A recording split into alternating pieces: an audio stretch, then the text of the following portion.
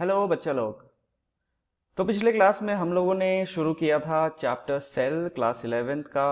और उसमें मैंने आपको बताया था कि एनसीईआरटी पढ़ना आपके लिए कितना ज़रूरी है। और मैंने आपको ये भी बताया था कि जो हमारे पढ़ने का तरीका है वो ये कि हम एनसीईआरटी की टॉपिक को पहले अपने एंड से डिस्कस करते हैं, उसके बाद फिर एनसीईआरटी की लाइन बाय लाइन समझने की कोशिश करते हैं और फील करने की कोशिश करेंगे।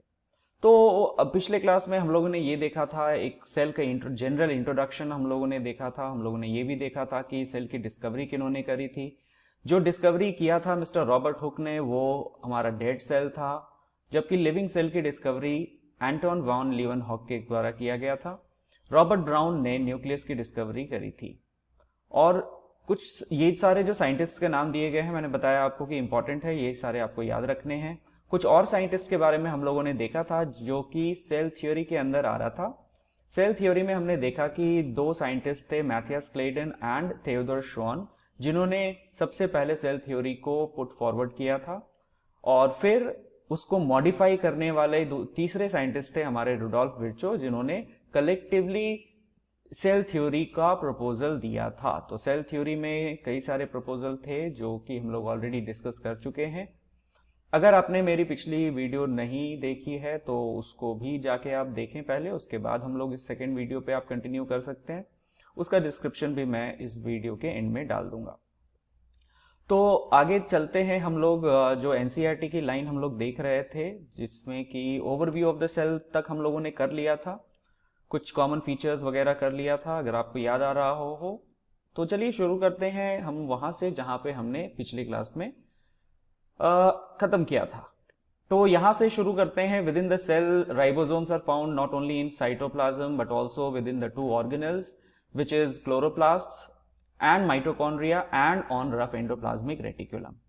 तो बच्चे लोग, आप लोग को ये तो पता ही होगा कि जो हमारा दो स्पेशल तरीके का सेल ऑर्गेनल है जिसको हम प्लास्टिड और माइटोकॉन्ड्रिया कहते हैं, वो हमारा प्लांट सेल और एनिमल सेल रिस्पेक्टिवली पाया जाता है। मतलब प्लास्टिड एक ऐसा सेल ऑर्गेनल है जो कि सिर्फ प्लांट्स में पाया जाएगा। माइटोकॉन्ड्रिया एक ऑर्गेनल है जो प्लांट्स और एनिमल्स दोनों में पाया जाता है। दोनों को ही हम सेमी ऑटोनोमस सेल ऑर्गेनल कहते हैं। इसके बारे में हम लोग डिटेल्स चर्चा करेंगे जैसे जैसे हम आगे बढ़ेंगे। राइबोसोम्स जो होते हैं वो आपके प्लास्टिड्स में भी पाए जाते हैं, माइटोकॉन्ड्रिया में भी पाए जाते हैं और एंडोप्लाज्मिक रेटिकुलम में भी पाए जाते हैं, जो कि उसके साथ अगर अटैच्ड रहते हैं तो उनको हम रफ एंडोप्लाज्मिक रेटिकुलम कहते हैं। घबराने की जरूरत नहीं है, इन सब के बारे में डिटेल्स हम लोगों को आगे पढ़ना है, तो एक ओवरव्यू लेके हम आगे बढ़ते हैं। Animal cells contain another non membrane bound organelle called centrosome which help in cell division. तो हमारा एनिमल सेल जो होता है उसमें एक और सेल ऑर्गेनल होता है जिसको हम सेंट्रोसोम बोलते हैं। और ये सेंट्रोसोम जो है वो सिर्फ एनिमल सेल में पाया जाता है, जो कि सेल डिवीजन में हेल्प करता है। इसके बारे में भी हम डिटेल्स में चर्चा करेंगे। सेल का साइज और शेप डिफर कर सकता है, इस बात का भी हम लोग जिक्र कर चुके हैं पहले। कुछ एग्जाम्पल दिए गए हैं जो हम लोगों ने ऑलरेडी डिस्कस कर लिया था, क्विकली जरा उन्हें पढ़ लिया जाए। माइकोप्लाज्मा एक जो प्रोकैरियोट है, स्मॉलेस्ट सेल की कैटेगरी में आता है, जिसका कि size 0.3 micrometre in length. Bacteria का साइज दिया गया है 3 to 5 माइक्रोमीटर। तो अगर आप याद रख सकते हैं तो अच्छा है, वैसे पूछा नहीं जाता एग्जाम में। The largest isolated cell was egg of an ostrich. Yes, this also we have discussed already. Among multicellular organisms, human red blood cells are about 7 micrometer in diameter. Nerve cells are some of the longest cell. Cells vary greatly in their shape and size, जो कि हम लोग already देख चुके हैं। किस तरीके के शेप मिलते हैं? डिस्क शेप हो सकता है, पॉलीगोनल हो सकता है, कॉलमनार शेप का हो सकता है। कॉलमनार शेप अगर आपको याद आ रहा हो, ये कुछ लंबी लंबी कॉलम की तरह, डंडियां की तरह होती हैं। क्यूबॉइड हो सकता है, क्यूब शेप का हो सकता है, अगर आपको याद आ रहा हो, कुछ इस तरीके के शेप भी हो सकते हैं। थ्रेड लाइक हो सकता है, और even it can be irregular. The shape of the cell में vary with the function they perform. जैसा फंक्शन वो परफॉर्म करेंगे एक सेल के अंदर, उस तरीके का शेप उनका चेंज हो जाता है। उस तरीके के शेप को वो अक्वायर करके उस पर्टिकुलर फंक्शन को परफॉर्म करते हैं। तो अगला टॉपिक जो हमको पढ़ना है वो है प्रोकैरियोटिक सेल। लेकिन इस टॉपिक को शुरू करने से पहले मैं एक जनरल ओवरव्यू अपने एंड से फिर से सेल का देख लेते हैं, क्योंकि कुछ क्वेश्चंस बच्चों के आए थे कि सर कुछ टर्म्स हैं जैसे कि प्रोटोप्लास्ट क्या होता है, प्रोटोप्लाज्म के साथ कैसे डिफर करता है, हमारा साइटोसोल क्या होता है। तो कुछ कुछ थोड़ा मोड़ा बच्चों को कंफ्यूजन हो रहा था, तो चलिए पहले उसके बारे में एक जनरल ओवरव्यू हम ले लेते हैं, उसके बाद हम लोग अपने प्रोकैरियोटिक सेल पे आएंगे। ठीक है, तो फटाफट से जरा सा जैसे जैसे मैं यहाँ पे लिख रहा हूँ बच्चे लोग, आप लोग चाहे तो स्क्रीनशॉट ले सकते हैं, चाहे तो अपना नोट्स खुद बना सकते हैं। अपना पेन और पेपर साथ में रखिएगा ताकि जो मैं बातें यहाँ पे लिखता हूँ वो बात भी आप अपने साथ लिख सकें, ताकि आपको एग्जाम में रिवीजन करने में बहुत ही आसानी हो। ठीक है, तो चलिए शुरू करते हैं एक जनरल इंट्रोडक्शन, जिसमें कि मान लीजिए हम लोग शुरू करेंगे प्लांट सेल से। अगर तो आपको पता है कि एक जो प्लांट सेल होता है उसके अंदर काफी सारी चीजें होती है, तो जरा एक फ्लो चार्ट बनाया जाए उसका। प्लांट सेल आपको पता है कि प्लांट सेल के अंदर जो है वो हमारा सेल वॉल एक इंपॉर्टेंट कंपोनेंट है। ठीक है, और सेल वॉल अगर आप प्लांट से हटा देते हैं तो जो चीज आपके पास बचेगा उसी को हम कहते हैं प्रोटोप्लास्ट।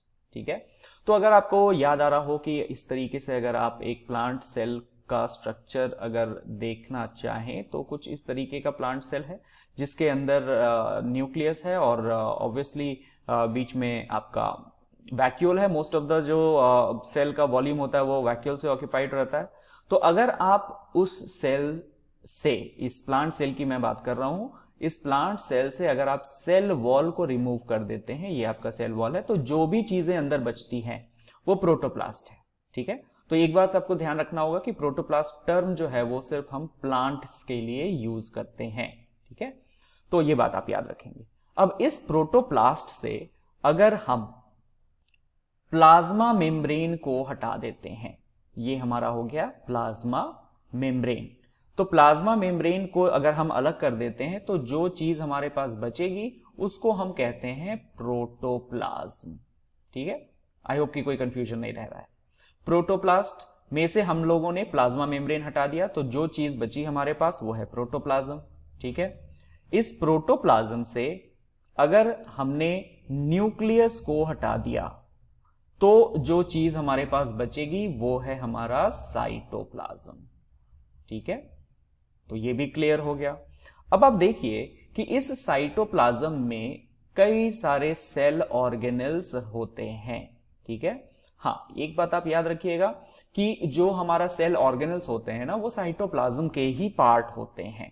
ठीक है, अब इस साइटोप्लाज्म से अगर आप सारे सेल ऑर्गेनेल्स को रिमूव कर दीजिएगा तो जो फ्लूइड लाइक मैट्रिक्स बचता है उसको हम लोग साइटोसोल कहते हैं। ठीक है, तो डिफरेंस समझ में आ रहा होगा आपको कि साइटोसोल कहां पे आ जाता है, साइटोप्लाज्म कहां पे आ जाता है, प्रोटोप्लाज्म कहां पे आ जाता है, ये सब चीजों पे आप ध्यान देंगे। ठीक है, अगर हम सेल ऑर्गेनल की बात करें, ठीक है, तो सेल ऑर्गेनल जो है वो हमारा बेसिकली दो तरीके का हो सकता है। सेल ऑर्गेनल क्या हो सकता है, या तो वो सेल ऑर्गेनल के पास कोई मेम्ब्रेन नहीं होगा तो हम उसे कहेंगे ए मेम्ब्रेनस स्ट्रक्चर, और अगर मेम्ब्रेन बाउंड सेल ऑर्गेनल होगा तो हम उसे कहेंगे मेम्ब्रेनस, यानी कि मेम्ब्रेन है उसके पास। ठीक है, तो एग्जाम्पल देखा जाए, अगर ए मेम्ब्रेनस सेल ऑर्गेनल की आप बात कीजिएगा तो कई सारे सेल ऑर्गेनल्स आते हैं इसके अंदर। पहला जो है हमारा वो होता है राइबोसोम्स। ठीक है, दूसरा जो है हमारा वो होता है सेंट्रोजोम, और तीसरा जो नॉन मेम्ब्रेनस सेल ऑर्गेनल है वो है हमारा न्यूक्लियोलस। ठीक है, अब ये जो राइबोसोम है, चलो कंफ्यूज नहीं करना, राइबोसोम जो है हमारा, ये राइबोसोम प्रोकैरियोट और यूकैरियोट दोनों में मिलता है। ठीक है, it is found in prokaryotes, short में मैं पीके लिख रहा हूं, आप समझ जाइएगा, ये प्रोकैरियोट्स में भी मिल सकता है और ये हमारा यूकैरियोट में भी मिल सकता है, ईके मैं शॉर्ट में लिख रहा हूं। ठीक है, प्रोकैरियोट में जो आपका राइबोसोम मिलता है वो होता है 70S, इसके बारे में भी थोड़ा सा डिस्कशन हम लोगों ने ऑलरेडी कर लिया था। और हमारा यूकैरियोट में जो राइबोसोम मिलता है वो होता है हमारा 80S। लेकिन इसका मतलब ये नहीं है कि इसके अंदर, हमारे यूकैरियोट के अंदर 70S नहीं मिलेगा। इसके अंदर भी हमारा 70S मिलता है। अगर आपको याद आ रहा हो, जो हमारा सेल ऑर्गेनल होता है माइटोकॉन्ड्रिया, ठीक है, यूकैरियोट की अगर हम बात करें तो एनिमल सेल के अंदर माइटोकॉन्ड्रिया जो मिलता है, वो उसके अंदर जो राइबोसोम प्रेजेंट होगा ना, वो 70S राइबोसोम होता है। प्लांट सेल के अंदर अगर यूकैरियोट की बात कर रहे हैं तो प्लांट सेल के अंदर जो हमारा स्ट्रक्चर होता है प्लास्टिड, वो भी एक सेमी ऑटोनोमस सेल ऑर्गेनल है, तो उसके अंदर भी राइबोसोम मिलते हैं, तो वो राइबोसोम भी 70S होता है। मतलब क्या हुआ, यूकैरियोट के साइटोप्लाज्म में जो राइबोसोम मिल रहा होगा वो तो 80S होगा, लेकिन जो प्लास्टिड या माइटोकॉन्ड्रिया के अंदर माइटोकॉन्ड्रिया मिल रहा हो, आई मीन द राइबोसोम मिल रहा होगा, वो हमारा 70S होगा। अगर आप इसको फर्दर बाइफरकेट करेंगे तो आपको पता चलेगा कि ये 70S राइबोसोम जो है ना, वो हमारा प्रोकैरियोट के केस में 30S और 50S में डिवाइडेड होता है, सब यूनिट्स होते हैं उसके। और अगर आप 80S की बात करेंगे तो ये हमारा 40S और 60S में डिवाइडेड होता है, ठीक है।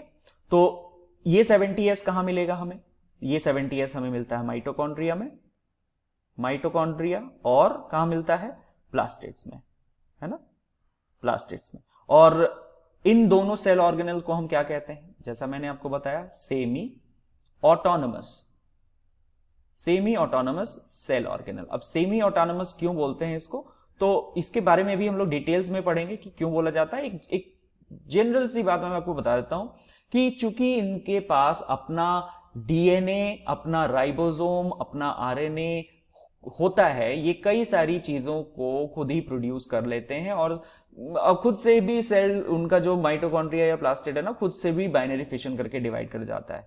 तो आधा काम तो वो खुद ही कर लेते हैं। सेमी मतलब आधा काम, ऑटोनोमस मतलब सेल्फ। तो सेल्फ खुद ही वो आधा काम चूंकि कर लेते हैं, अपने सेल के ऊपर उतना डिपेंडेंट नहीं होते, इसीलिए उन्हें सेमी ऑटोनोमस बोलते हैं। आगे भी हम लोग इसके बारे में पढ़ेंगे, ठीक है। सेंट्रोजोम की अगर आप बात करें तो सेंट्रोजोम का स्ट्रक्चर भी हम लोग डिटेल्स में देखेंगे। आप ये देखेंगे कि सेंट्रोजोम का जो स्ट्रक्चर होता है ना, अगर आप यूं कुछ स्ट्रक्चर बनाना चाहें सेंट्रोजोम का, तो ये एक अमॉर्फस से प्रोटीन से बना हुआ होता है, जिसके अंदर 2 यूनिट्स होते हैं जो कि अपने 90 डिग्री पे अलाइंड होते हैं कुछ इस तरीके से, ठीक है। तो सेंट्रोजोम के अंदर ये जो 2 यूनिट्स दिख रहे हैं ना, इनको हम सेंट्रियोल्स कहते हैं, ठीक है, सेंट्रियोल्स कहते हैं। ये दोनों 90 डिग्री पे रहते हैं और एक एमॉर्फस प्रोटीन स्ट्रक्चर से, जिसको पेरी सेंट्रियोलर मटेरियल कहते हैं, उससे घिरा हुआ रहता है। ये कोई मेम्ब्रेन नहीं होता है इसके पास, ये सिर्फ प्रोटीन है इसके चारों तरफ, ठीक है। तो परपेंडिकुलर आप याद रखेंगे कि 90 डिग्री पे ये अलाइंड होते हैं, 90 डिग्री पे एक दूसरे से अलाइंड होते हैं। और फिर हमारा जो अगला स्ट्रक्चर आता है वो है न्यूक्लियोलस, जो कि ऑब्वियसली हमारे दोनों प्लांट और एनिमल्स में पाया जाता है, ठीक है। ये राइबोसोम है, वो प्लांट और एनिमल दोनों में पाया जाएगा। सेंट्रोजोम सिर्फ एनिमल सेल में मिलता है, ये बात आपको याद रखनी होगी। न्यूक्लियोलस जो है वो भी हमारा दोनों प्लांट और एनिमल में पाया जाता है, ये बात भी आप याद रखेंगे।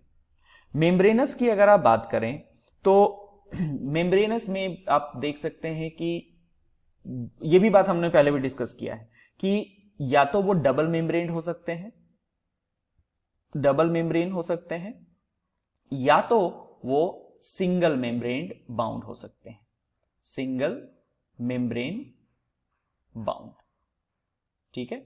तो डबल मेम्ब्रेन के अंदर कौन कौन से स्ट्रक्चर आएंगे आपके, तो हमारे डबल मेम्ब्रेन अगर सेल ऑर्गेनल की आप बात करें तो 2 सेल ऑर्गेनल है हमारा, एक है माइटोकॉन्ड्रिया और एक है हमारा प्लास्टिड। तो ये जो हमारा प्लास्टिड है, इसको भी हम 3 कैटेगरी में डिवाइड कर सकते हैं, और वो है हमारा क्रोमोप्लास्ट, क्रोमोप्लास्ट, दूसरा है हमारा क्लोरोप्लास्ट, और तीसरा है हमारा ल्यूकोप्लास्ट। तो क्रोमोप्लास्ट जितने भी कलर्ड प्लास्टिड्स होते हैं, जो भी कलर हम देखते हैं, कई तरह के फूल होते हैं उसमें, हमारा रेड कलर है, वायलेट कलर है, इंडिगो कलर है, कई तरह के कलर जो होते हैं ना, वो कलर कौन देता है, तो कलर हमारा क्रोमोप्लास्ट देता है। जितने भी ग्रीन कलर के हमारे प्लास्टिड होते हैं उनको हम क्लोरोप्लास्ट के अंदर डालते हैं। मतलब chromoplast can be of any colour other than green, but all the green coloured plastids are known as chloroplast. Leucoplast की अगर आप बात करेंगे तो ल्यूको का मतलब ही होता है व्हाइट या कलरलेस, ठीक है, कलरलेस। तो ये ल्यूकोप्लास्ट वैसे ही प्लास्टिड्स हैं जिनमें की कोई कलर नहीं होता है। तो इनका काम क्या होगा? क्रोमोप्लास्ट का तो काम है कलर देना, क्लोरोप्लास्ट का काम है ग्रीन कलर देना, और फाइनली फोटोसिंथेसिस में हेल्प करना, क्योंकि ये क्लोरोफिल कंटेन करते हैं। ल्यूकोप्लास्ट जो होते हैं ना, उनको फिर हम 3 कैटेगरी में डिवाइड कर सकते हैं। या तो वो अगर प्रोटीन को स्टोर करेंगे, ठीक है, तो इनका काम क्या होगा? ल्यूकोप्लास्ट का अगर कोई काम नहीं है दूसरा, तो ये कम से कम स्टोरेज के काम में आते हैं, ठीक है। तो अगर वो प्रोटीन को स्टोर कर रहे हैं तो उनको हम एल्यूरोप्लास्ट कहते हैं, ठीक है। अगर वो कार्बोहाइड्रेट को स्टोर कर रहे हैं तो हम उनको अमाइलोप्लास्ट कहते हैं। और अगर वो लिपिड या ऑयल को स्टोर कर रहे हैं तो उनको हम इलायोप्लास्ट कहते हैं, इलायोप्लास्ट कहते हैं, ठीक है। तो ये हमारा क्या स्टोर करेगा? ऑयल स्टोर करेगा, तो याद रखेंगे। ये हमारा स्टार्च को स्टोर करेगा, ठीक है, स्टार्च या कार्बोहाइड्रेट को। और ये क्या करेगा? प्रोटीन को स्टोर करेगा। तो ये बात आपको याद रखनी है, ठीक है। प्लास्टिक रेटिकुलम, जिसको हम ER लिखते हैं शॉर्ट में। उसके बाद आता है हमारा गोल्जी बॉडी, गोल्जी बॉडी या गोल्जी कॉम्प्लेक्स, वैक्यूल्स, लाइसोसोम, ठीक है। तो ये सारी चीजें हैं हमारी। और जो कुछ साइटोस्केलेटन वाले स्ट्रक्चर भी होते हैं उनके बारे में भी हम लोग पढ़ेंगे, तो घबराने की बात नहीं है। ये सारे टर्म्स जो हम लोगों ने यहाँ पे लिखा है ना, ये सिर्फ एक ओवरव्यू में दे रहा हूं आपको। इन सब के बारे में डिटेल्स हम लोगों को इस चैप्टर के अंदर पढ़ना है, ठीक है। साइटोस्केलेटन की अगर आप बात करें तो यहाँ पे चर्चा करना थोड़ा लंबा हो जाएगा, क्योंकि इसके अंदर भी काफी सारी चीजें हैं जो हम लोग देखेंगे। जैसे जब साइटोस्केलेटन वाला टॉपिक आएगा तो वहां पे मैं आपको बताऊंगा। तो ये एक जनरल ओवरव्यू है कि ये इतनी सारी चीजें जो है ना वो हमारे सेल के अंदर प्रेजेंट होती हैं, और इतनी सारी चीजों के डिटेल्स में हम लोगों को जाना है और पढ़ना है, सीखना है, ठीक है। तो चलिए आइए फिर हम लोग अपने टॉपिक पे आते हैं। हमारा जो अगला टॉपिक आज शुरू करना है हमें, वो है प्रोकैरियोटिक सेल्स, ठीक है। तो प्रोकैरियोटिक सेल्स के बारे में थोड़ा हम अपने एंड से जानते हैं, उसके बाद हम लोग देखेंगे कि हमारी बुक में क्या लिखा हुआ है। तो एक जनरल सा हम पहले स्ट्रक्चर बना लेते हैं प्रोकैरियोटिक सेल का, और चीजों को समझने की कोशिश करते हैं। Before we draw any structure, let us first write some general points on prokaryotes, okay. So prokaryotes की अगर आप बात करें, प्रोकैरियोट मतलब प्रोकैरियोटिक सेल वैसे सेल होते हैं जिनमें की सारे के सारे बैक्टीरिया को हम लोग इंक्लूड करते हैं, बैक्टीरिया, ठीक है। अब बैक्टीरिया है तो हमारा ब्लू ग्रीन एल्गी भी इसके अंदर आएगा। Blue green algae term algae है, आप कंफ्यूज नहीं कीजिएगा कि ये एल्गी टर्म यूज किया गया वो है तो वो एल्गी होगा, नहीं। ये वैसे बैक्टीरिया हैं जिनके अंदर क्लोरोफिल पाया जाता है, तो वो फोटोसिंथेसिस करने लगते हैं, इसलिए इनका नाम अलग से ब्लू ग्रीन एल्गी दे दिया गया था पहले जब इसकी डिस्कवरी की गई थी। इसी ब्लू ग्रीन एल्गी को आपको याद आ रहा होगा कि हम लोग साइनोबैक्टीरिया भी कहते हैं, ठीक है, साइनोबैक्टीरिया भी कहते हैं। अब इसके अंदर और कौन कौन से एग्जाम्पल आ सकते हैं हमारा आपको याद आ रहा होगा, हमने आपको बताया है कि माइकोप्लाज्मा नाम का एक ऑर्गेनिज्म है माइकोप्लाज्मा नाम का ऑर्गेनिज्म है, जिसको हम लोग PPLO भी कह रहे थे, ठीक है। प्लूरोनिमोनिया लाइक ऑर्गेनिज्म, इसके बारे में भी हम लोग पहले चर्चा कर चुके हैं। तो ये सारे कुछ एग्जाम्पल्स हैं माइक्रोप्लाज्मा के बारे में। एक और बात मैंने आपको बताई थी कि इसके अंदर सेल वॉल नहीं होता है, ठीक है। तो ये सब चर्चा हम लोग आगे भी करेंगे, लेकिन आप जैसे जैसे हम लोग आगे बढ़ रहे हैं ना, आप लोग याद रखिएगा ये सब चीज को। साइज इनका बहुत ही छोटा होता है, वेरी स्मॉल इन साइज। हम लोग प्रोकैरियोट की बात कर रहे हैं, वेरी स्मॉल इन साइज, ठीक है। तीसरी बात जो आपको यहां पे याद रखनी है वो ये कि दे मल्टीप्लाई वेरी फास्ट, दे मल्टीप्लाई वेरी फास्ट। तो अब आप पूछ सकते हैं ना कि वेरी फास्ट का क्या मतलब है सर, कितना जल्दी डिवाइड कर जाते हैं ये। तो देखा गया है कि एक बैक्टीरिया जो है ना वो 18 से 20 मिनट में एक सेल से दो सेल बन जाता है। तो इतनी तेजी से डिवाइड करता है। अगर आप इसको कंपेयर कीजिएगा यूकैरियोटिक सेल के साथ, जैसे कि हमारे बॉडी का जो सेल है, तो हमारे बॉडी को डिवाइड करने में कम से कम 24 आवर्स लगते हैं, एक दिन का टाइम लगता है। लेकिन ये प्रोकैरियोटिक सेल्स जो होते हैं ना वो 18 से 20 मिनट में ही एक से दो हो जाते हैं, मतलब काफी फास्ट डिवीजन है इनका। ठीक है, इनका जो शेप होता है वो वेरी कर सकता है। ठीक है, तो शेप में वेरी, ये बात आप याद रखेंगे, ये बहुत ही इंपॉर्टेंट बात है। वो इसलिए क्योंकि शेप के बेसिस पे इन बैक्टीरिया को ना हम लोगों ने अलग अलग नाम दे रखा है। ये बात आपने शायद पिछले अपने क्लास 8 में भी पढ़ा होगा कि there are different shapes of bacteria based on which we have named them, such as number 1। जल्दी इसे हम लोग एक एक करके देख लेते हैं कि कौन कौन से शेप हैं बैक्टीरिया के। तो सबसे पहला जो शेप होता है ना वो कुछ इस तरीके का रॉड शेप होता है। ठीक है, तो आप लिख लीजिए इसको कि ये रॉड शेप्ड बैक्टीरिया है, जिनको कि हम नाम देते हैं बैसिलस। ठीक है, ये टर्म है जो इनके लिए यूज किया जाता है, bacillus. Bacillus term is use for rod shaped bacteria. ठीक है, सेकेंड आता है हमारा स्फेरिकल या सर्कुलर शेप, कुछ इस तरीके से गोल गोल से शेप होगी उसकी। ठीक है, तो उसको हम कहते हैं spherical bacteria, spherical in shape, spherical in shape. और जो टर्म यूज करते हैं उसके लिए वो है हमारा कोकस या कोकाई। ठीक है, तो ये बात भी आप याद रखेंगे। तीसरा जो शेप देखा गया है बैक्टीरिया का वो होता है कॉमा शेप। तो कुछ इस तरीके से, जैसे आप कॉमा ड्रॉ करते हैं, कुछ इस तरीके से ऐसा सा शेप होता है इसका, है ना, कॉमा की तरह दिखता है वो, तो इसको कहते हैं कॉमा शेप, कॉमा शेप। और जो टर्म यूज करते हैं हम लोग कॉमा शेप के लिए वो है हमारा विब्रियो, विब्रियो। ठीक है, और चौथा जो शेप हम लोगों ने देखा है वो है हमारा स्पाइरल।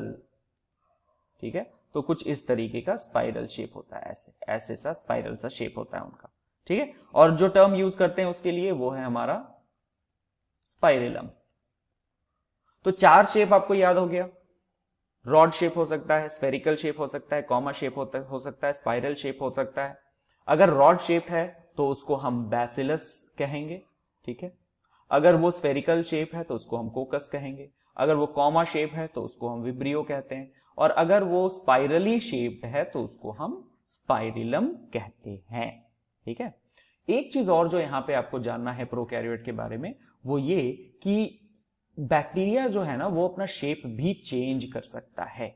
दे कैन, यहां पे मैं लिख देता हूं, can change their shape, change their shape. और ये एक बहुत ही इंपॉर्टेंट कैरेक्टरिस्टिक्स है बैक्टीरिया का।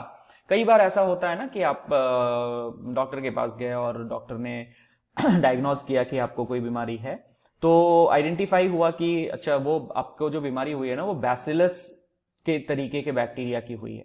तो बैसिलस को मारने वाला उन्होंने एंटीबायोटिक दे दिया, लेकिन जब तक वो एंटीबायोटिक आपके बॉडी में जाके असर करता तब तक बैसिलस जो है ना वो मान लीजिए कि कोकस शेप ले लिया।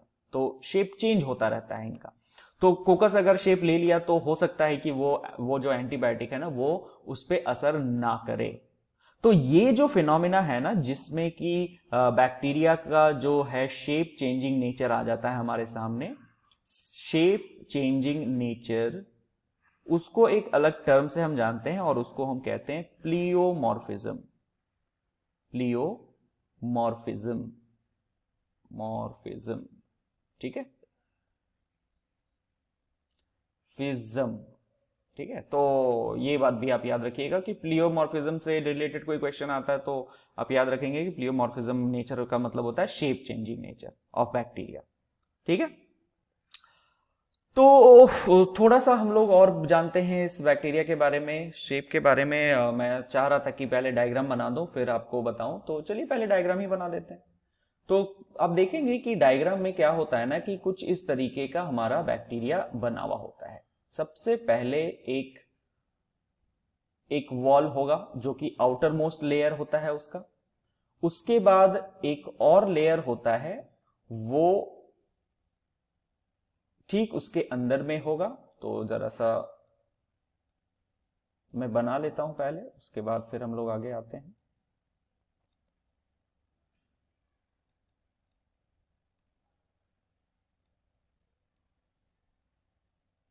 तो ये एक जनरल स्ट्रक्चर है हमारे बैक्टीरिया का, जिसमें कि आप देख सकते हैं कि जो आउटर मोस्ट लेयर होता है इसको हम लोग ग्लाइकोकैलिक्स कहते हैं। उसके अंदर जो हमारा लेयर है उसको हम सेल वॉल कहते हैं, और जो इनर मोस्ट लेयर है वो हमारा प्लाज्मा मेम्ब्रेन है। ठीक है, प्लाज्मा मेम्ब्रेन कह लीजिए या सेल मेम्ब्रेन कह लीजिए। और ये तीनों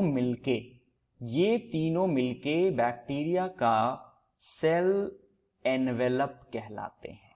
ठीक है, तो ये क्वेश्चन भी आ जाता है कि सेल एनवेलप में कौन कौन से स्ट्रक्चर इंक्लूडेड होते हैं।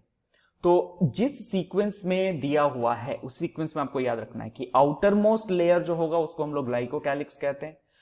ग्लाइकोकैलिक्स के अंदर हमारा सेल वॉल होता है, सेल वॉल के अंदर प्लाज्मा मेम्ब्रेन होता है। आप ये सीक्वेंस याद रखेंगे। तो सबसे पहला क्या आएगा हमारा, सबसे पहला जो है स्ट्रक्चर वो है ग्लाइकोकैलिक्स, दूसरा है सेल वॉल और तीसरा है प्लाज्मा मेम्ब्रेन।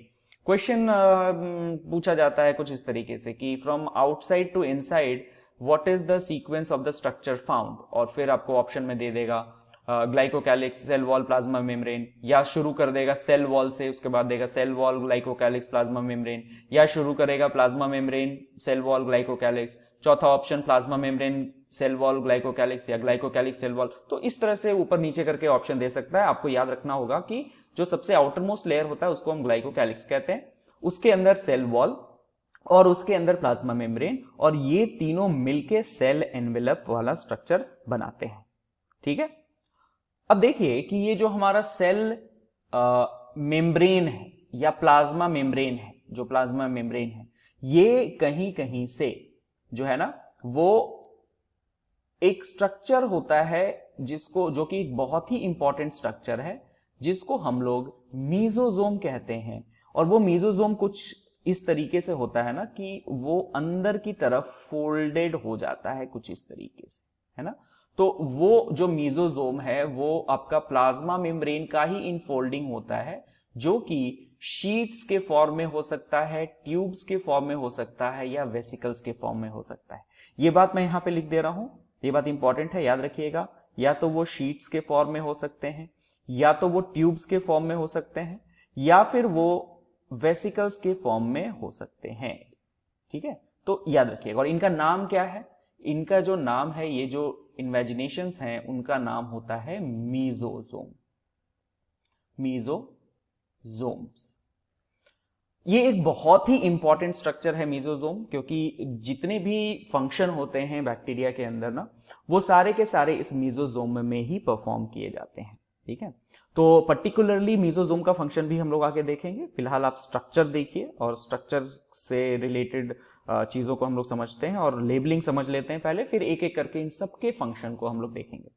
तो मीजोजोम हो गया आपका इसमें प्रेजेंट, जो कि क्या है, हमारे प्लाज्मा मेम्ब्रेन का ही इनफोल्डिंग है साइटोप्लाज्म के अंदर। उसके अलावा क्या प्रेजेंट होता है, तो आप देखिए कि जो हमारा बैक्टीरियल सेल है उसमें तो जैसा हमने पहले देखा है कि चूंकि ये प्रोकैरियोटिक सेल है तो इसके अंदर न्यूक्लियस तो होगा नहीं, लेकिन न्यूक्लियस नहीं होगा बावजूद इसके इसके अंदर अपना जेनेटिक मटेरियल तो होगा ही, है ना। तो जो ये जेनेटिक मटेरियल होता है ना इसके अंदर, ये जेनेटिक मटेरियल जो इसका ओरिजिनल जेनेटिक मटेरियल होता है वो सर्कुलर डीएनए के फॉर्म में होता है। कुछ इस तरीके से सर्कुलर डीएनए है ये, है ना, circular DNA. This is the main chromosome. जिस एरिया में ये पाया जाता है सर्कुलर डीएनए, उसको हम कहते हैं न्यूक्लियोइड। ये टर्म आप याद रखेंगे, न्यूक्लियोइड। उसके अलावा एक और सेट ऑफ डीएनए हमारे बैक्टीरियल सेल के अंदर मिलता है, मिल भी सकता है, नहीं भी मिल सकता है, मतलब ज्यादातर केसेस में मिलेगा, वो कहलाता है प्लाज्मिड। ठीक है, तो प्लाज्मिड क्या है हमारा? Plasmid is extra chromosomal DNA. Let's write it here, it's the extra chromosomal DNA. अब इसका क्या फंक्शन है ये भी हम लोग आगे देखेंगे। ठीक है, अगर डीएनए है हमारा तो ऑब्वियस सी बात है कि इसके पास आरएनए भी होगा, क्योंकि डीएनए से ही आरएनए बनता है। तो चलिए इसको मिटा देते हैं, शीट्स, ट्यूब्स और वेसिकल्स, ये बात आपने समझ ली है। अगर तो यहां पे हम बनाते हैं आरएनए, तो ये आरएनए का एक स्ट्रक्चर है, आरएनए होगा। इसके अंदर जैसा मैंने आपको पहले भी बताया कि राइबोसोम्स प्रेजेंट होंगे। तो राइबोसोम्स जो होते हैं ना, वो या तो इस आरएनए के साथ अटैच हो के रह सकते हैं कुछ इस तरीके से, या तो ये अटैच होके रहेंगे, या फिर जो राइबोसोम है ना वो मेम्ब्रेन से अटैच होके भी रह सकते हैं। आपके एनसीईआरटी में दिया हुआ है कि they remain attach to the membrane और इधर ऑन द एमआरएनए। अगर हम एमआरएनए पे अटैच्ड हैं, ये क्या है आपका? ये है आपका एमआरएनए, है ना। अगर एमआरएनए पे अटैच्ड राइबोसोम है तो ये प्रोटीन सिंथेसिस में हेल्प कर रहा होगा, और जो स्ट्रक्चर तैयार होता है ना, ये मान लीजिए कि ये जो स्ट्रक्चर आपको दिख रहा है ना, इसको हम लोग पॉलीजोम या पॉलीराइबोसोम कहते हैं, पॉलीराइबोसोम। तो ये टर्म भी आप याद रखेंगे, पॉलीजोम या पॉलीराइबोसोम। उसके अलावा देखिए कि इसके पास कुछ और भी स्ट्रक्चर होते हैं जो कि ऑब्वियसली मेम्ब्रेन बाउंड नहीं होंगे। ठीक है, तो वैसे से भी स्ट्रक्चर होते हैं, उनको हम क्या कहते हैं? उनको हम कहते हैं इंक्लूजन बॉडीज। तो इसको क्या बोलते हैं? हम लोग कहते हैं इंक्लूजन बॉडीज। अब ये इंक्लूजन बॉडीज क्या है? तो इंक्लूजन बॉडीज जो है ना, वो समझ लीजिए कि एक तरह से न्यूट्रिएंट्स को स्टोर करके रखता है, जैसे कि कई सारे फॉस्फेट मॉलिक्यूल्स हो सकते हैं इंक्लूजन बॉडीज के अंदर। चलिए हम लिख भी देते हैं इसको, क्या क्या हो सकते हैं? फॉस्फेट मॉलिक्यूल्स हो सकते हैं, ठीक है, स्टार्च मॉलिक्यूल्स हो सकते हैं, ठीक है। तो ये सारी चीजों के फॉर्म में भी छोटे छोटे ग्रुप्स में वो प्रेजेंट हो सकते हैं जो कि मेम्ब्रेन बाउंड नहीं होंगे, उनको हम क्या बोलते हैं? इंक्लूजन बॉडीज बोलते हैं। ठीक है, ये राइबोसोम जो हम लोगों ने यहां पे लिखा है वो तो आपको पता है कि 70S ही होगा, 70S राइबोसोम प्रेजेंट होगा। ठीक है, उसके अलावा जो पूरा का पूरा जो सेल है वो सराउंडेड है साइटोप्लाज्म से। ठीक है, सेल जो है, सेल के अंदर पूरा का पूरा ये सारा जो स्ट्रक्चर हमने बनाया है वो सराउंडेड है फ्लूइड लाइक मैट्रिक्स से, जिसको हम लोग साइटोप्लाज्म कहते हैं। Isn't it? साइटोप्लाज्म तो भाई होगा ही, सब में कॉमन होता है साइटोप्लाज्म। ठीक है, तो साइटोप्लाज्म हो गया हमारा। अब देखिए कि ये सारे जो स्ट्रक्चर दिए गए हैं ना, ये आपको याद होने चाहिए डायग्राम के साथ। तीनों लेयर जो है वो याद होना चाहिए, सेल एनवेलप में कौन कौन सा स्ट्रक्चर आ रहा है वो याद होना चाहिए, और जो सी बॉडीज दिए गए हैं ये सारी बातें याद होनी चाहिए, मीजोजोम्स याद होना चाहिए। ठीक है, यहां पे एक और चीज मैं बता देता हूं आपको कि अगर हम तो टिपिकल बैक्टीरिया की बात कर रहे हैं तो वो तो ऐसा स्ट्रक्चर है, लेकिन अगर ये ब्लू ग्रीन एल्गी है ना, तो हमारा ये जो मीजोजोम जो है वो वैसे ही एक स्ट्रक्चर जो है ना, एक और स्ट्रक्चर जो है ना अलग से मॉडिफाई हो जाता है, जिसके अंदर ग्रीन पिगमेंट भरे हुए होते हैं। ऑब्वियसली जैसा कि मैंने आपको बताया कि BGA जो है हमारा ब्लू ग्रीन एल्गी, वो फोटोसिंथेसिस करेगा, तो इसके अंदर क्लोरोफिल अगर प्रेजेंट होगा ना तो उस स्ट्रक्चर को अलग से नाम दिया जाता है। ठीक है, उस स्ट्रक्चर का अलग से नाम क्या है?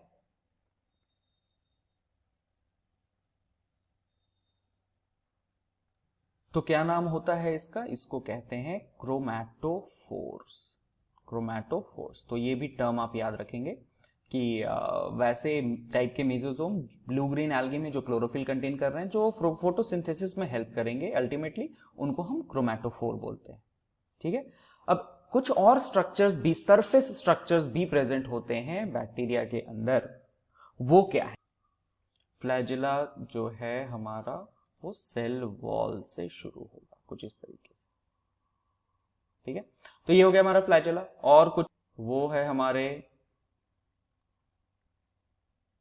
कौन से कलर से बनाऊं, ये देखिए, ये कुछ स्ट्रक्चर्स हैं कुछ इस तरीके से जिसको हम पिलाई कहते हैं, और कुछ स्ट्रक्चर बहुत ही फाइन हेयर लाइक स्ट्रक्चर भी प्रेजेंट हो सकते हैं पूरे पूरे सरफेस पे, जिसको हम फिम्ब्रे कहते हैं।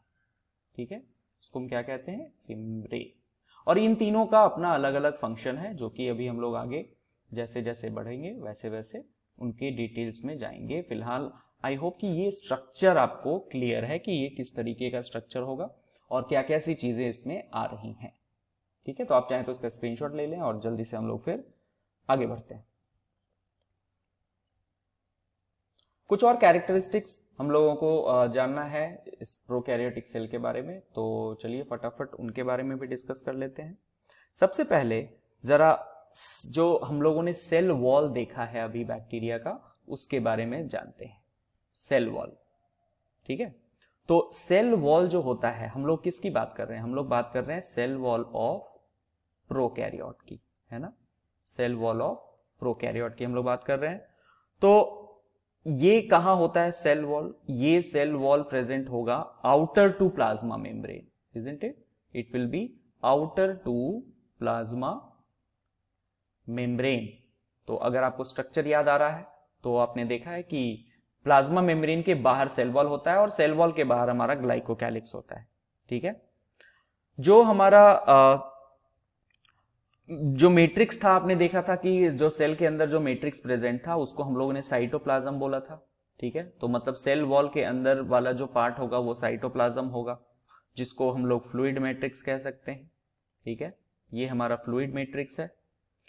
उसके बाद आप देखिए कि जो बैक्टीरिया है, ठीक है, तो उस बैक्टीरिया के अंदर और भी क्या देखा हमने कि उसमें कोई मेम्ब्रेन बाउंड ऑर्गेनल्स तो होते ही नहीं। ठीक है, मेम्ब्रेन बाउंड ऑर्गेनल्स के बारे में हम लोगों ने देखा कि कौन कौन से हो सकते हैं, सिंगल मेम्ब्रेन बाउंड ऑर्गेनल्स कौन कौन से होते हैं, जो डबल मेम्ब्रेन ऑर्गेनल्स कौन कौन से होते हैं। तो membrane bound organelles are absent, अगर हम यहां लिख दें कि membrane bound cell organelles absent, मतलब ये हुआ कि जितने भी तरह के हम सेल ऑर्गेनल्स के बारे में जानते हैं जो कि मेम्ब्रेन बाउंड है, वो कोई नहीं होगा इसमें। लेकिन बावजूद उसके एक सेल ऑर्गेनल इसके अंदर होता है जिसको हम राइबोसोम कहते हैं। और अगर हम कह रहे हैं कि राइबोसोम प्रेजेंट है और हम ये भी साथ साथ कह रहे हैं कि मेम्ब्रेन बाउंड सेल ऑर्गेनल नहीं होते हैं, का मतलब ये हुआ कि राइबोसोम जो है ना वो non membrane bound cell organelle है, non membrane bound cell organelle है ना, non membrane bound cell organelle. यही राइबोसोम जो है, आपको याद आ रहा होगा, जो हम लोग पिछले वीडियो में भी देखा था कि कॉमन फीचर होता है राइबोसोम का, जो प्रेजेंस है ना वो एक कॉमन फीचर है आपका प्रोकैरियोट और यूकैरियोट का, जो दोनों में ही पाया जाएगा। ये एक बहुत ही कॉमन सा फीचर है। ठीक है, और क्या होगा इसके अंदर नहीं प्रेजेंट, तो वो है हमारा सेंट्रोसोम्स आर एब्सेंट। ठीक है, तो ये भी बात आप याद रखेंगे कि सेंट्रोसोम जो है ना वो सिर्फ एनिमल सेल में मिलता है, centrosome is absent. No well defined nucleus, इसके बारे में तो हम ऑलरेडी देख चुके हैं, no well defined nucleus.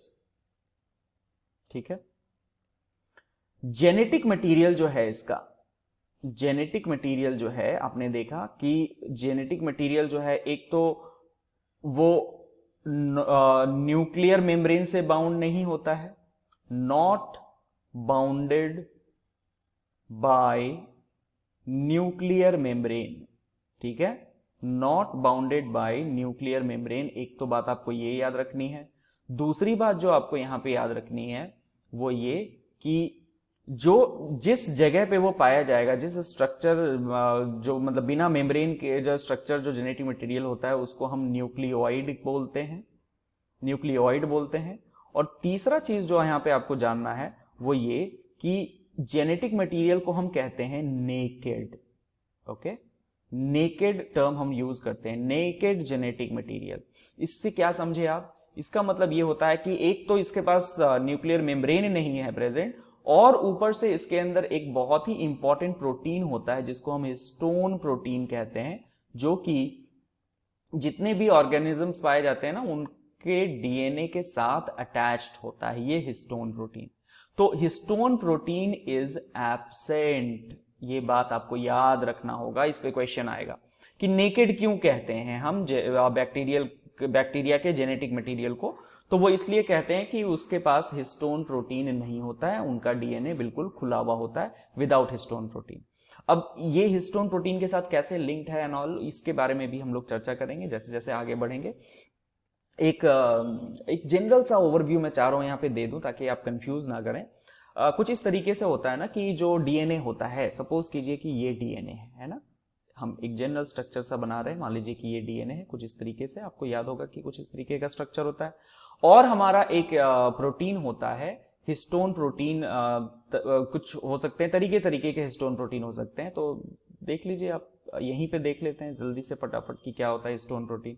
Histone protein जो होता है ना वो अलग अलग तरीके का हो सकता है, जैसे कि हम बोलते हैं कि H2 हिस्टोन प्रोटीन है, ठीक है, H2A कहते हैं उसको, H2B कहते हैं उसको, ठीक है, H3 कहते हैं, H4 कहते हैं, ये सारे के सारे हिस्टोन प्रोटीन होते हैं, ठीक है।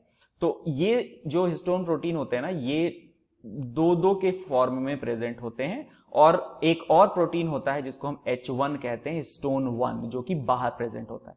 तो आप ऐसे समझ लीजिए कि हमारे पास ये मान लीजिए कि H2A है, ये H2B है, ये मान लीजिए H3 है, ये मान लीजिए H4 है, ये सारे के सारे जो प्रेजेंट है ना वो ड्यूप्लेट में प्रेजेंट है। तो मतलब क्या, ये सामने से आपको दिख रहा है तो इसके पीछे भी एक होगा, इसके भी पीछे एक होगा, इसके पीछे एक होगा, इसके पीछे एक होगा, तो टोटल आप देखिए कि ये 8 हिस्टोन प्रोटीन का बना हुआ है।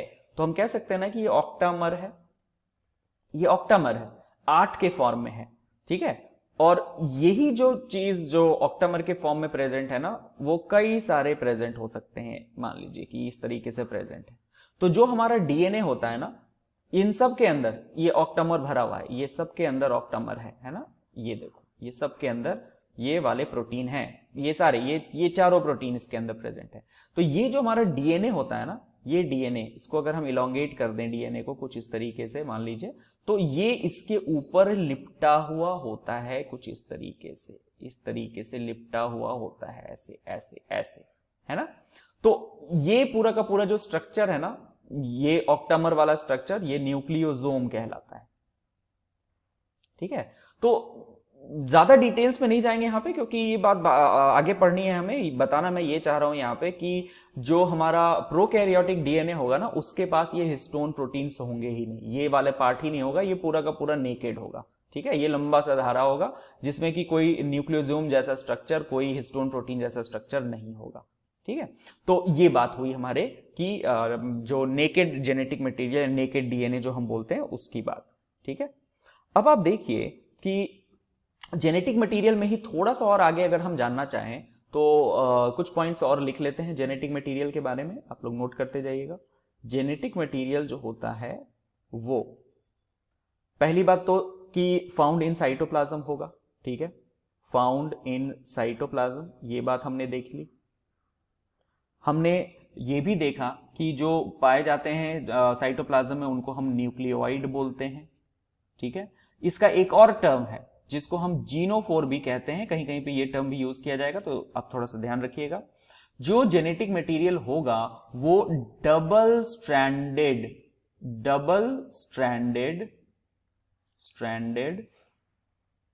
सर्कुलर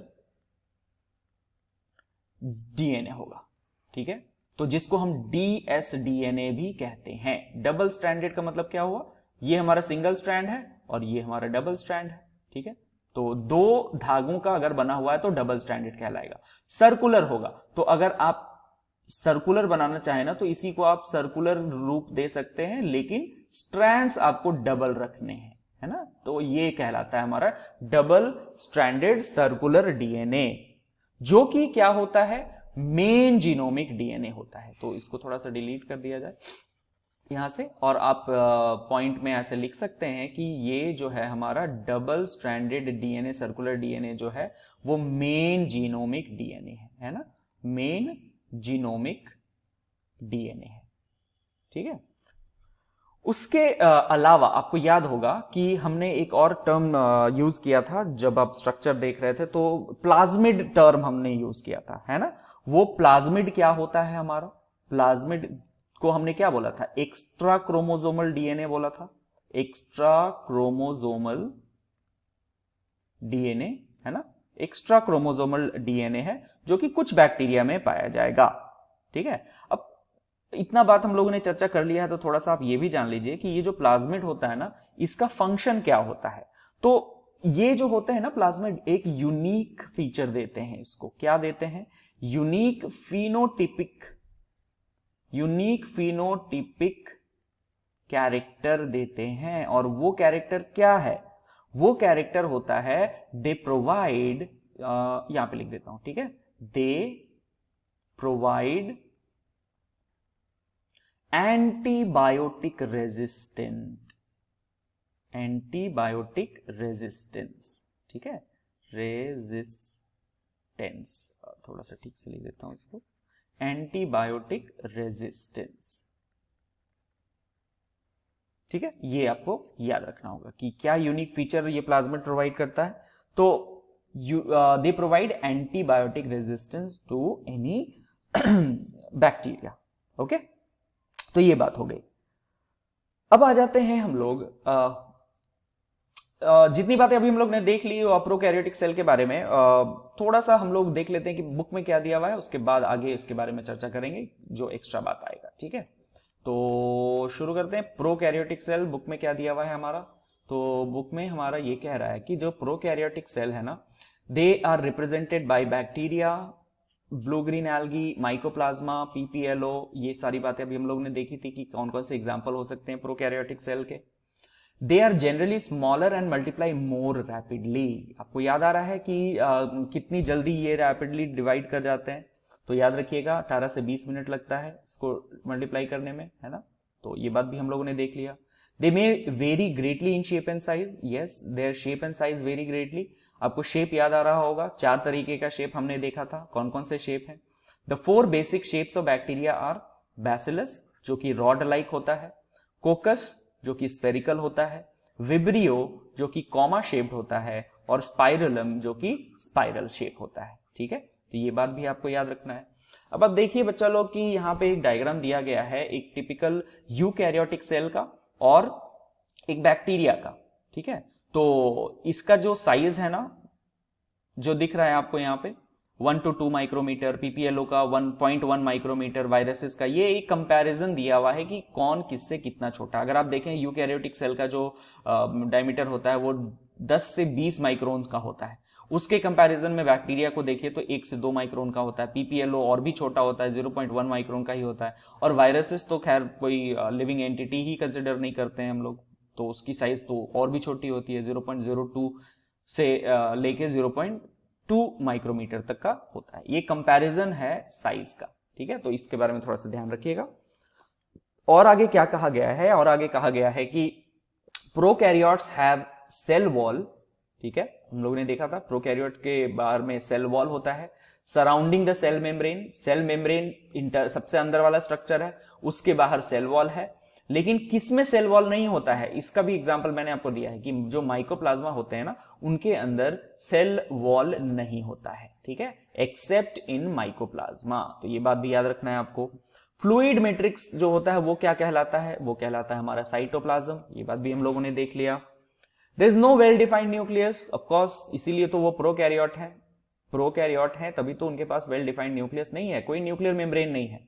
जेनेटिक मटेरियल जो है वो घूमता रहेगा इधर से उधर, बेसिकली नेकेड। अब ये टर्म नेकेड यूज किया है यहां पे, तो बाबा को पता है कि नेकेड टर्म क्यों यूज किया गया है, क्योंकि no histone protein is found, ठीक है, नो हिस्टोन प्रोटीन, याद रखेंगे ये बात को, ठीक है। Not enveloped by nuclear membrane, तो जेनेटिक मटेरियल के बाहर कोई न्यूक्लियर मेम्ब्रेन नहीं होता है।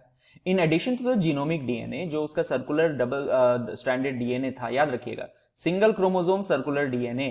अब बच्चा लोग यहां पे देखो सिंगल क्रोमोसोम दिया है, इससे आप सिंगल स्ट्रैंड कंफ्यूजन में मत आ जाइएगा।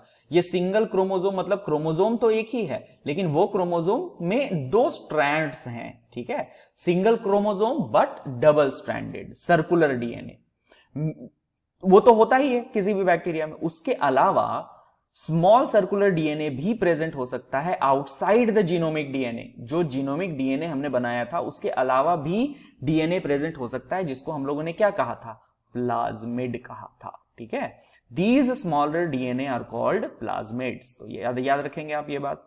द प्लाज्मिड डीएनए, उसका फंक्शन क्या है, एक स्पेशल फिनोटिपिक कैरेक्टर देता है, और वो क्या था, रेजिस्टेंस टू एंटीबायोटिक्स। याद आ रहा है सबको, रेजिस्टेंस टू एंटीबायोटिक्स। क्वेश्चन आ जाता है यहां से कि क्या फंक्शन है प्लाज्मिड का, तो याद रखना कि they provide resistance to antibiotics.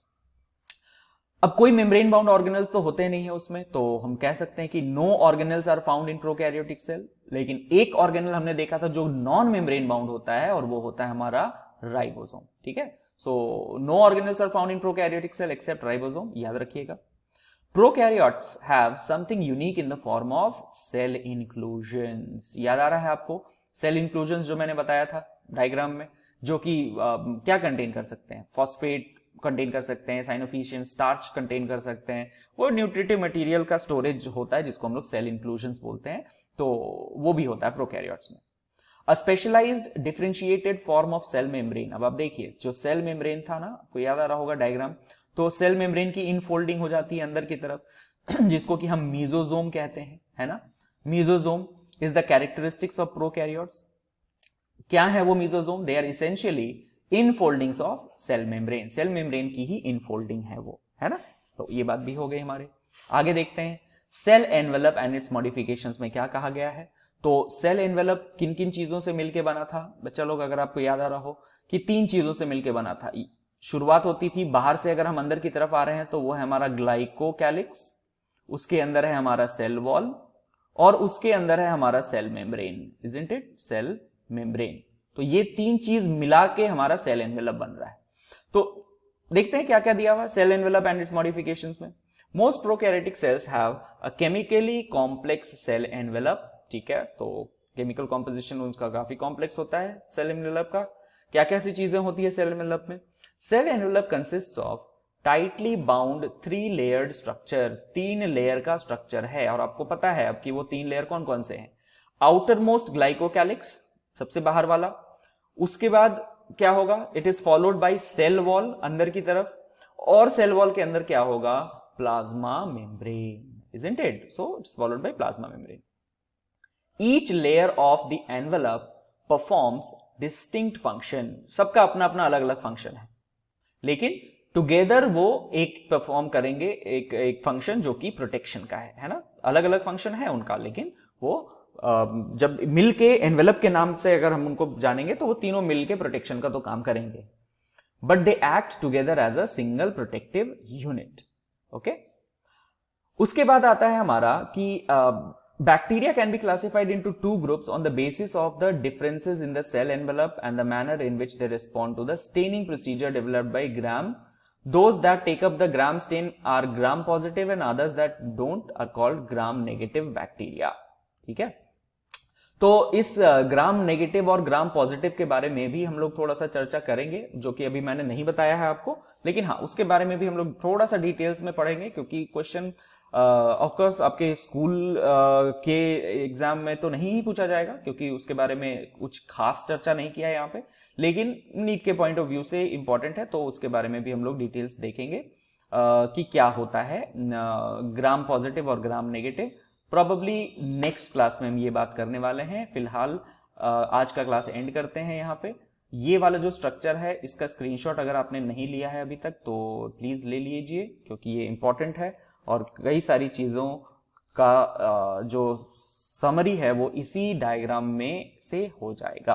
ठीक है, ग्राम पॉजिटिव और ग्राम नेगेटिव हम लोग नेक्स्ट क्लास में करेंगे।